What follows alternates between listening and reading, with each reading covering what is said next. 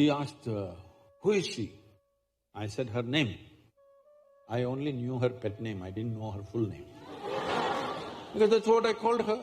I never intended or thought we should have a child of our own. But my wife said at least one. She didn't do yoga for her health, she didn't do yoga for her well-being. She did yoga only because it means something to me. And she came and fell at my feet and said, I also want to live like that. Either she is at the peak of joy or at the dumps, she doesn't know in between. When I looked, she was gone, with a big smile on her face.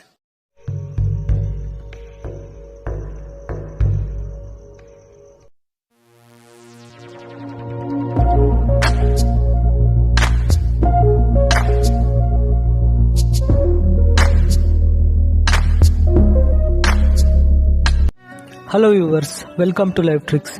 This is the story of Sadhguru Jaggi Vasudev and his wife Vijay Kumari's spiritual journey of love. Sadhguru met Vijay in a yoga program in Mysore in the year 1984. She had come from Bangalore to attend the program. By the time, Vijay recently got divorced from an abusive marriage and working in a bank as an independent woman. In the same year, in the middle of a yoga program conducted by Sadhguru in Mysore, both visited a local Rameshwar temple and they got married. It was the evening time of the day of Mahashivratri. There was opposition for this marriage from the both sides of the family, and the rest of the story listen in Sadhguru's words. Keep watching. I never asked what's her caste. I just came home one day and told my father, I'm marrying this girl. He asked, who is she? I said her name. I only knew her pet name, I didn't know her full name. Because that's what I called her. Then he asked, who is her father? I said, I don't know. He said, what? You don't know the father's name, you'll marry her? I said, I wish to marry only the girl.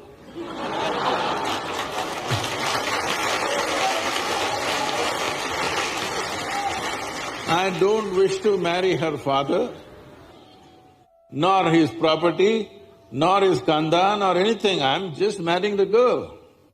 So what caste are they? I said, I don't know. What, you don't know their caste? I said, I don't know. Because except what people have told me, even I don't feel my caste anywhere. I have uncasted myself completely, I'm not cast in anything. So I didn't check her caste either. Then somebody came, once this happens in the family, all the uncles and aunts and others, they are all warriors. They all get into the act. They came and said, we don't even drink water in their house. Their caste is like that. I said, did they invite you?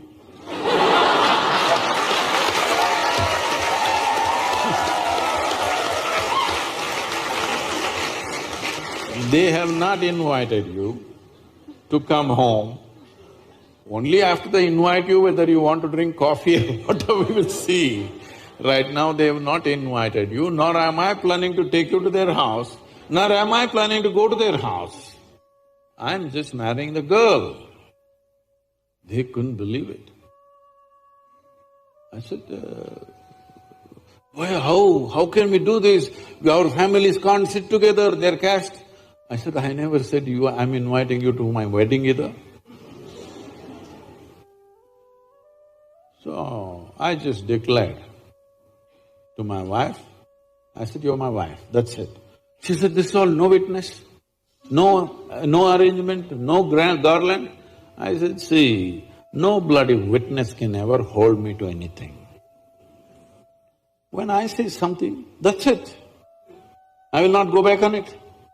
I said, I'm married to you, this is it. So I just came and announced to everybody, I'm married. He said, when, where, how? That's not your business. This is my wife, then that's it. I had enough on my hands, so I never intended or thought we should have a child of our own. But my wife said at least one. I said, okay, one, only one. So that happened and She did yoga only because it means something to me. She didn't do yoga for her health, she didn't do yoga for her well-being, she didn't care about her well-being. She did yoga only because it means something to me. I'm talking about it, so she was doing it. Any number of times she openly spoke about it to people. She wanted to do something that means something to me.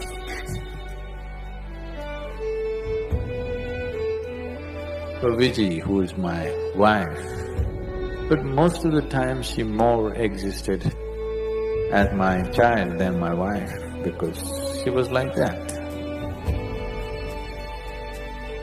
But still we had a very engaging and engrossed kind of relationship all the time. She was like my shadow all the time, 12 years, she just was everywhere that I was. She organizes the yoga program, she goes around, works throughout the day, she does everything.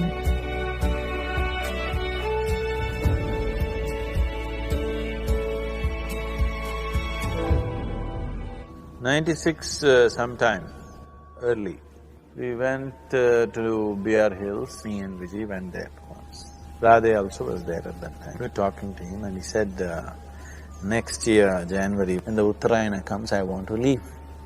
I asked him why. He said, I've lived as a yogi, but I don't want to live as a rogi. I want to die as a yogi.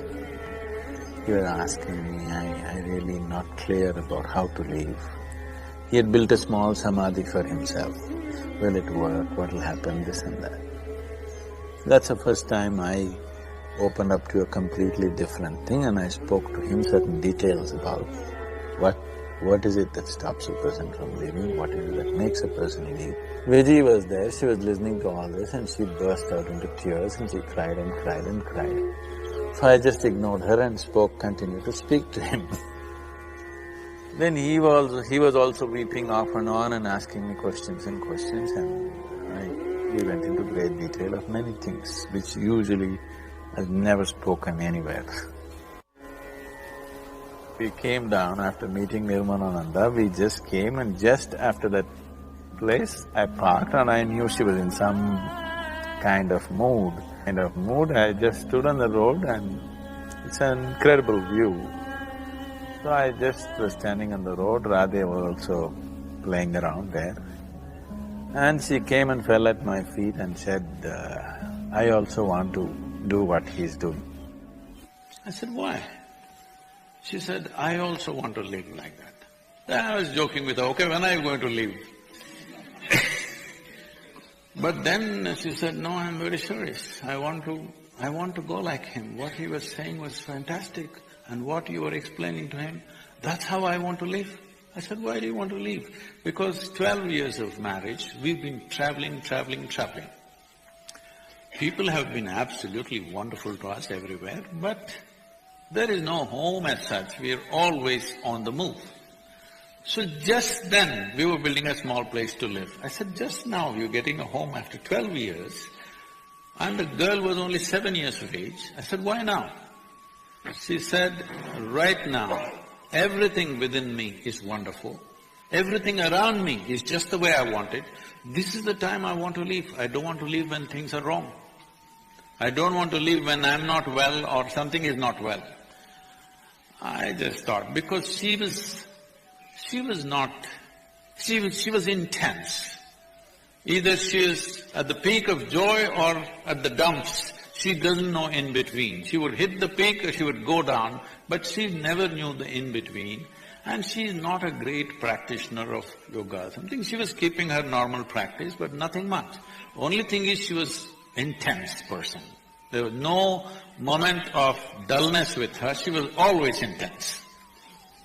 So she took up the sadhana so intensely, from the month of August it started, and she started announcing to everybody, in the month of February I will leave. I said, why are you talking about this rubbish? People will make a joke out of you. She said, no, I'm leaving in February. And she started telling the girl. I said, please don't disturb the girl, what will she think, 7-year-old girl? But she brought the girl to that level of understanding. The girl's birthday is in March, this is in January. Then we went to see Nirmalananda for the last time. She sat there on a full moon day evening with everybody.